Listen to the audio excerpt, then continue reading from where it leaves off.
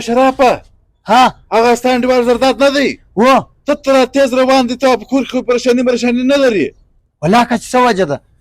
زرداده ودرېږه خیر څه کوې ولې په منډه اخته څه کیسه ده ودرېږه